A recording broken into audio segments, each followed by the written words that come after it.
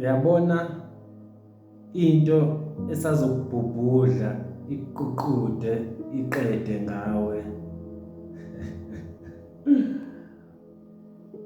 amanga, hayi amanga uzwaqanjelwa abantu ngawe, but amanga oziqambela wona msalufu azoqeda ngawe.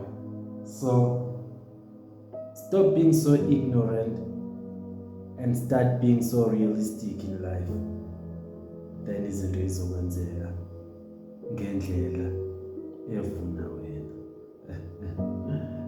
Eyekhethelo,